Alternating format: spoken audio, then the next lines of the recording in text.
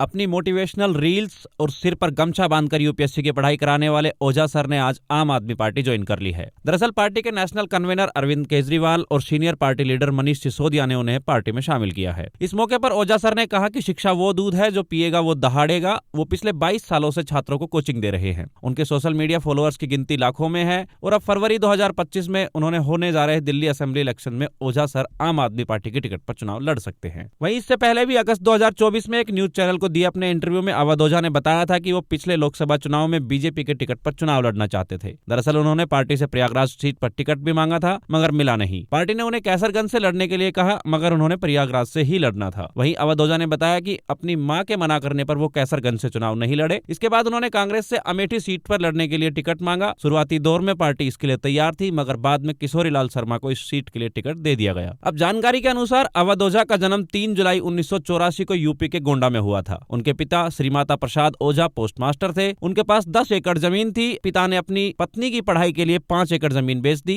और पढ़ाई पूरी करने के बाद वो वकील बनी। फिर बाद में अपने बेटे की पढ़ाई के लिए श्रीमाता प्रसाद ओझा ने बाकी 5 एकड़ जमीन भी बेच दी और अवध ओझा यूपीएससी की तैयारी में जुट गए। अपने एक इंटरव्यू में उन्होंने कहा था कि मैं जहां से आता हूं वहां या तो आईएएस अफसर बनना होगा या फिर अपराधी। अपनी पढ़ाई के दौरान उन्होंने प्रीलिम्स क्लियर किया मगर मेंस में फेल हुए। इसके बाद उन्होंने जेब खर्च चलाने के लिए इलाहाबाद में कोचिंग में इतिहास पढ़ाना शुरू कर दिया। इसी दौरान उन्होंने BA in history, MA in Hindi literature, LLB, MPhil और पीएचडी इन हिंदी लिटरेचर की डिग्रियां हासिल की। आज अपने पढ़ाने के तरीकों को लेकर फेमस अवध ओझा शुरुआती दौर में बड़े ही नीरस तरीके से पढ़ाया करते थे। एक इंटरव्यू में वो बताते हैं कि मेरे पढ़ाने के तरीके से परेशान होकर स्टूडेंट्स ने कोचिंग तक छोड़ना शुरू कर दिया था। मैंने इसकी वजह जानने के लिए बच्चों से फीडबैक लिया और इसके बाद नए तरीके से पढ़ाना शुरू कर दिया और आज उनका ये नया अंदाज छात्रों को इतना पसंद आने लगा है कि स्टूडेंट ने क्लासरूम से उनके वीडियो शूट कर सोशल मीडिया पर शेयर करने शुरू कर दिए थे जो बहुत ही ज्यादा वायरल हुए। साल 2020 में उन्होंने अपना यूट्यूब चैनल शुरू कर दिया। आज इस चैनल के 8,79,000 सब्सक्राइबर्स हैं और मीडिया रिपोर्ट्स की माने तो उनकी नेटवर्थ 11 करोड़ रुपए है।